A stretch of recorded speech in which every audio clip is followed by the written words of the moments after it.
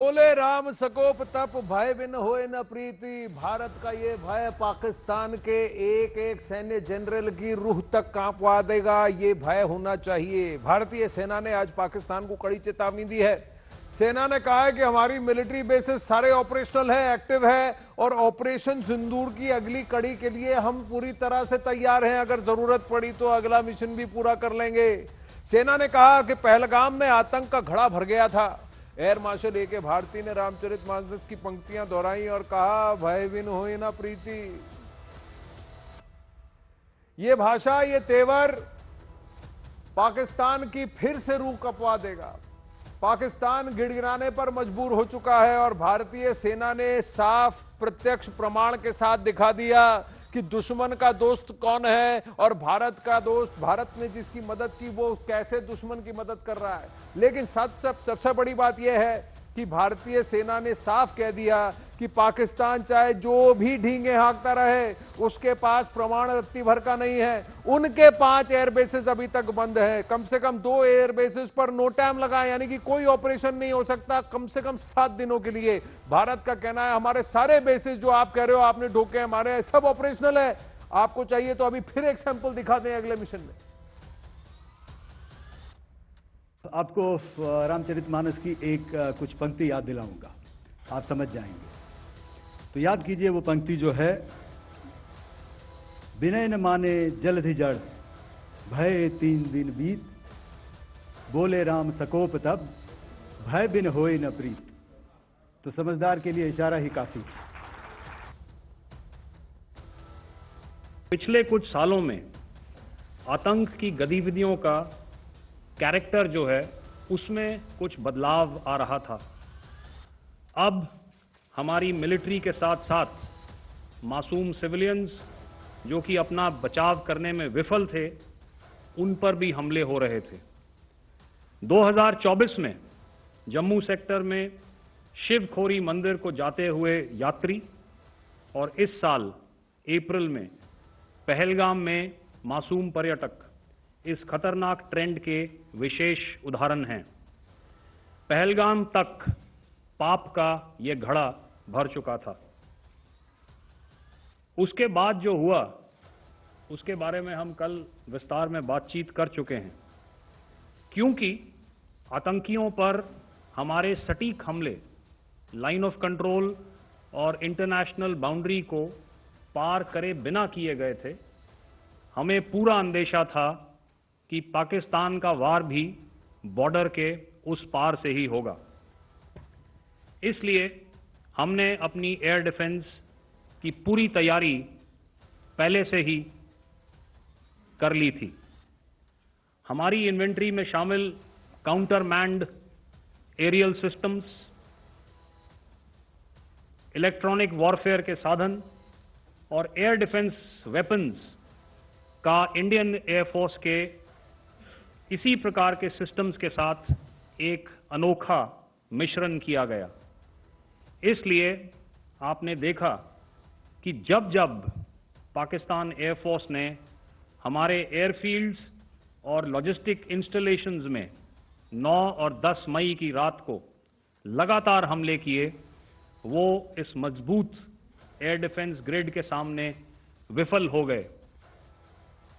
एक लेयर बना रखी है, यहां से नहीं दो बचाव हुआ तो अगला लेवल होगा, अगला लेवल होगा। ऐसी इतनी परतें हैं कि पाकिस्तान इस रक्षा कवच को भेद नहीं सका।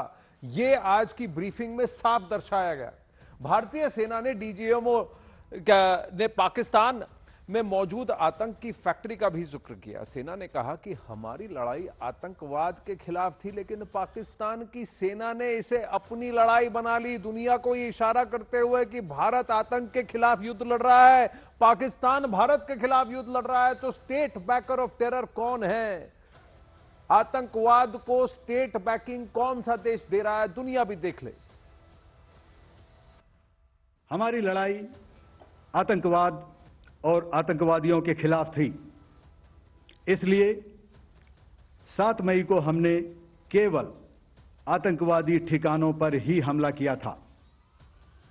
पर अफसोस इस बात का है कि पाकिस्तानी सेना ने आतंकवादियों का साथ देना उचित समझा और इस लड़ाई को अपनी लड़ाई बना ली।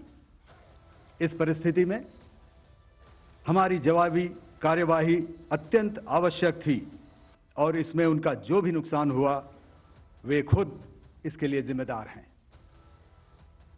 हमारी तरफ से हमारी एयर डिफेंस सिस्टम्स देश के लिए दीवार की तरह खड़ी थी और इसको भेदना दुश्मन के लिए नामुमकिन था।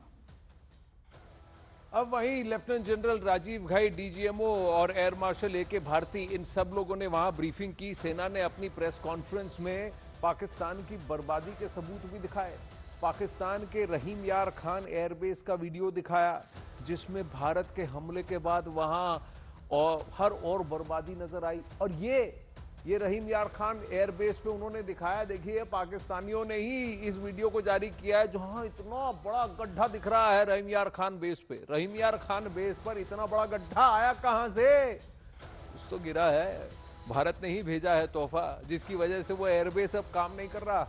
नो टाइम लगा है, 17 तारीख तक बंद है वो एयरबेस, ऑपरेशनल नहीं है। पाकिस्तानियों के ऐसे 5 एयरबेस नाकाम हुए हैं पूरी तरह से। अभी इस वक्त वहां इतनी बर्बादी है कि वो वहां कुछ भी इसका यूज नहीं कर सकते। उनकी कई प्लेनें जल गई हैं और तो और कुछ और फैसिलिटीज हैं जहां भले ही वो बटन दबाएं लेकिन बंदूक नहीं चलेगी, यानी मिसाइल नहीं चलेगी।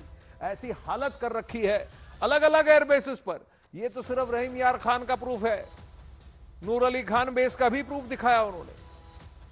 अब वहीं सेना ने अपनी प्रेस कॉन्फ्रेंस में बॉर्डर सिक्योरिटी फोर्स यानी बीएसएफ की भी जमकर तारीफ की कि बीएसएफ भी सामने आकर के लड़े और एक फोर्स की तरह उन्होंने भी जो वहां से ड्रोन आ रहे थे, लॉइटरिंग म्यूनिशंस आ रहे थे, उसको भी नाकाम करना और उधर से जो फायरिंग हो रही थी उसको भी नाकाम करने में बहुत मदद की।